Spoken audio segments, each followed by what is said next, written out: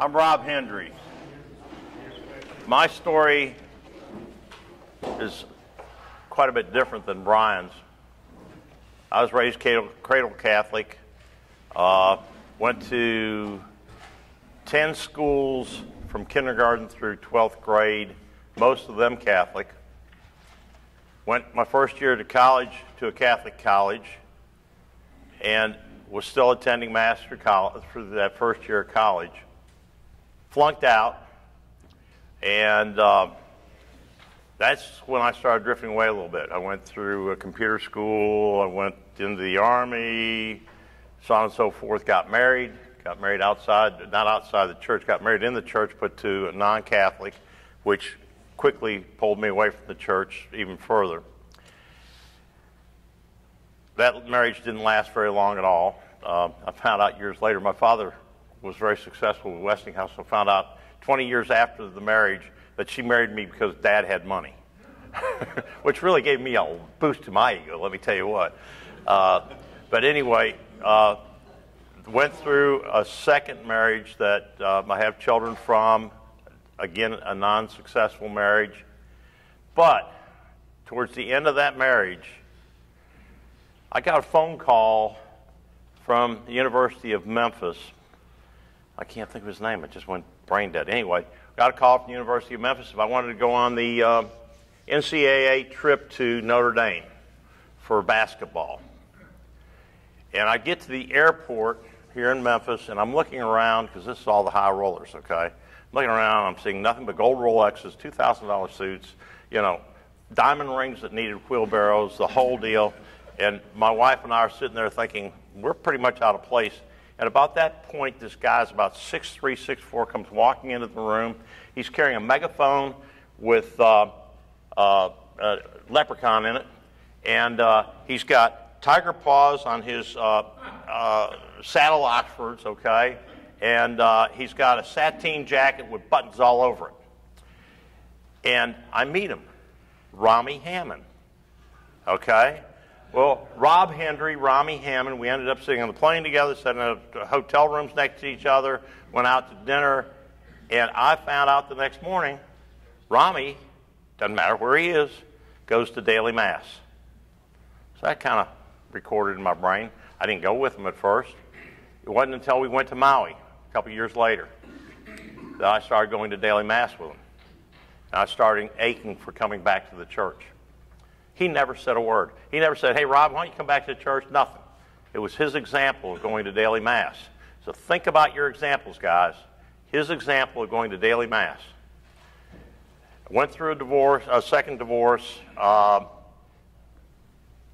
going to daily Mass here at St. Louis and thought I was pretty much a good Catholic. And went that way for a number of years, got married 14 years later to a Jewish woman, and still going to daily Mass. And I made the tea times for our Saturday golf group. And so I email out, and I get back, not playing from about 4 or 5 of them in the group. I picked up the phone and called one of them and said, Mike, what's the deal? He says, Men's Morning Spirituality. I'd heard of it, but I had no plans on going. But now 4 or 5 of the guys in the group aren't playing, so I thought, well, what the heck? I don't call any of them up. I show up to St. Francis of Assisi by myself, MMOS 6, Father Larry Richards. I was raised in Beaver, Pennsylvania. He was raised in Pittsburgh. I went my last year of high school to a prep school, St. John Candy Prep, in Erie, Pennsylvania. He's a priest in Erie, Pennsylvania. I was single for a number of years. He gets up there and he says, now for all you young men that are single, just remember every time you take a girl to bed with you, you're forcing Christ to go to bed with you. I was married at that point, but boy, that didn't give me a pretty picture for where I'd been. Okay, so he just pretty much shook me right there. Well, it helped me a lot to go to that, and I felt my faith, and didn't know what to do with it because I wasn't all that close to any of the groups here at the church and all. And within a few weeks to a month after that, I knew Fishers of Men was every Thursday morning after 6:15 Mass, about 6:45. And all of a sudden, I decided I'd go with the group. So I followed on in, and I knew one or two of them, but I didn't know many of them. And I know Tony's here. I saw him. Tony was the leader that day of the group. And so I started going to Fishers of Men and became a regular participant and really enjoyed it, and it really helped me increase my faith. In fact, we just talked about this the other day. We were reading Genesis, okay? And you talk about, we were down at Planned Parenthood Saturday praying the rosary. We do that during 40 days for life. And it came up that we got to talking about same-sex marriage. And I said, yep, when we were reading Genesis, it said in there, to lay with another man is an abomination. That's in the first book of the Bible. I mean, you don't have to get very far before you know some of the things that are going on in this country are totally wrong.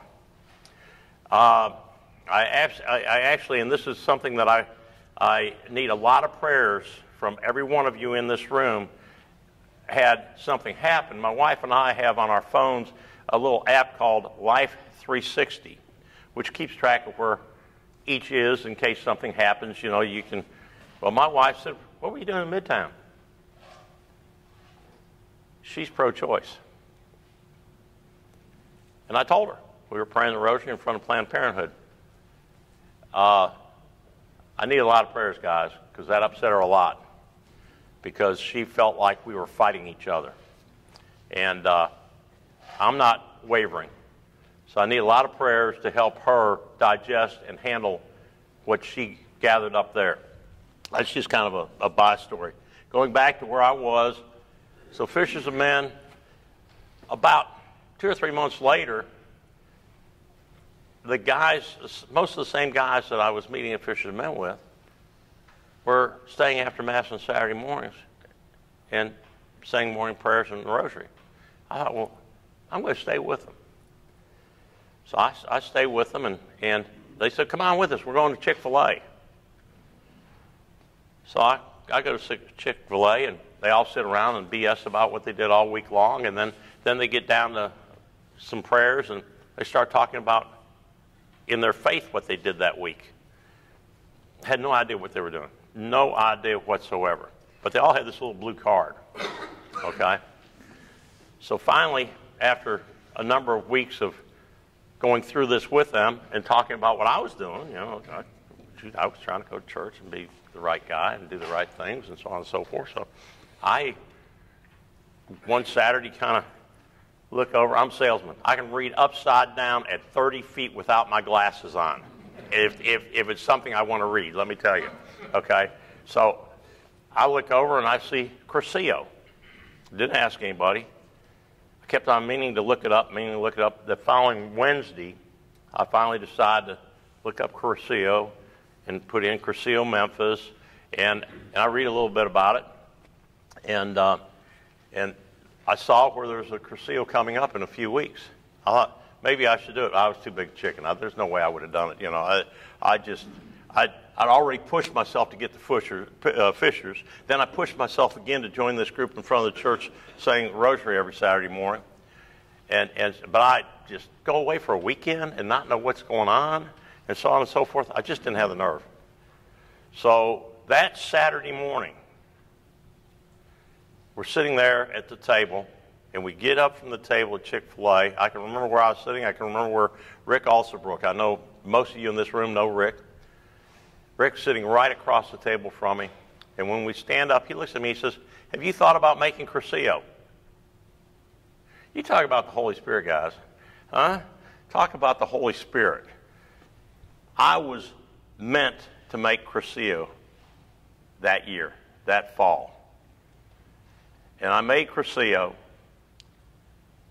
and that was the game changer. Without MMOS, without Fishers, it would have never happened. But the game changer, if you're sitting in this room and you've not made Cursillo, do it. It's the best thing I did for myself. It's the best thing I've done for my kids, who I haven't even brought up in the talk at this point. But best thing I've done for my kids, best thing I've done for my Jewish wife, because I'm a different person. I treat most every situation completely different than I did before Cursillo. So think about it real hard. It's all the way in the fall now. It's not until probably September or October before the next Cursillo. But think about it. If you have not made Cursillo, make Cursillo. It will make a major difference in your life. Going back a few steps, having been gone from the church for 25 years, none of my kids were raised Catholic, which means, and married to a Jewish woman, none of her kids, which means none of my grandkids or my 3 great-grandkids. Yes, I am blessed beyond belief for a couple reasons. Having been raised cradle Catholic, I knew I was supposed to be in church every Sunday. When I was Methodist, out at Bartlett Methodist, I was in church every Sunday. I've got 3 kids, 45, 42, and 39, that are in church every Sunday. They may not be in the Catholic Church, but they're in church every Sunday. 2 of them are at the church every Wednesday night, and their kids can't wait to get to the church on Wednesday nights. So one other fact that you learn along the way, and I didn't learn it until my last Cursillo, if you take your children to church, over 80% of your kids are going to stay in church. If your wife takes the kids to church and you don't participate much, less than 40% stay in church. I'm a product of that. My father didn't go to church. He converted, went off to the war, came home from the war, didn't go to church. I always talked about he had 5 praying for him, he didn't need to go. My next older sister and my baby sister are not in church. I was gone for 25 years. That hits just right about that 40% mark, if you think about it. Okay? My oldest sister and I are the only 2 that are in the Catholic Church today. So,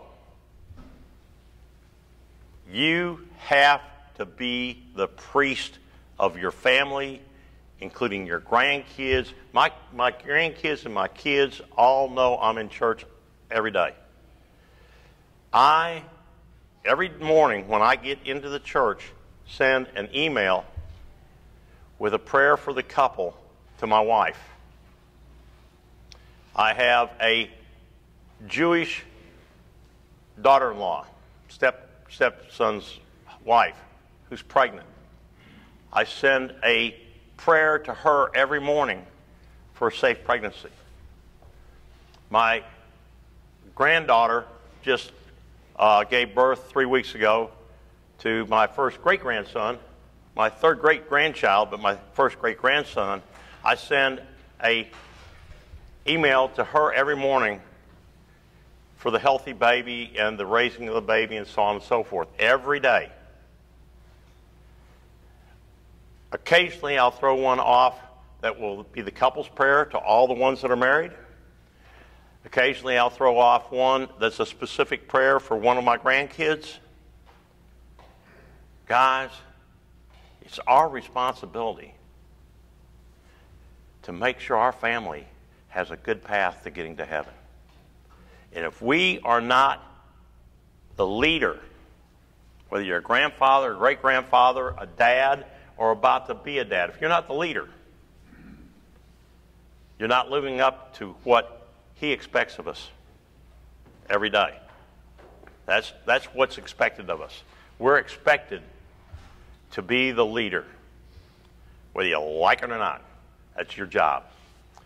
And I go back to Cursillo, guys. Cursillo. That helped me learn a lot of things.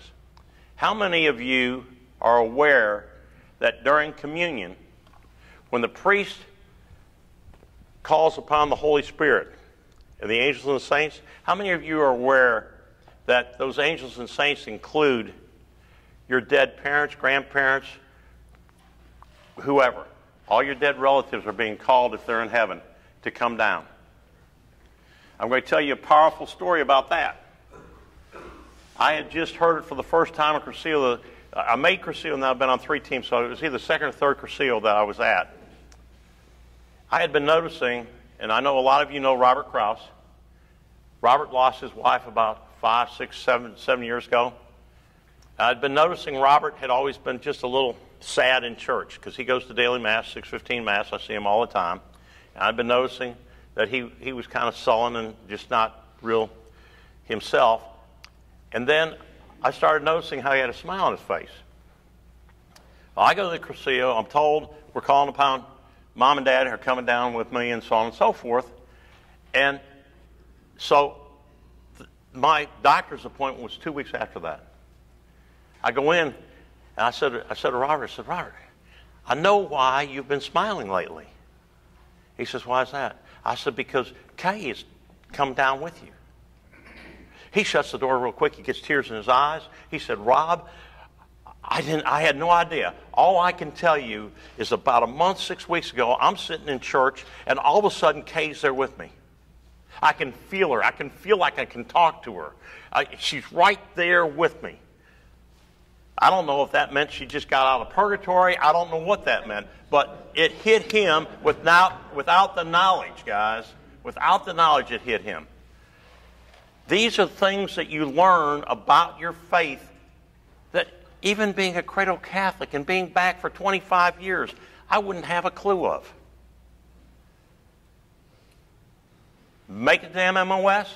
It's very important. It's a statement to this community. If you get nothing out of it, we show our Catholic presence to the entire city of Memphis by putting 1,300 people in our incarnation next Saturday.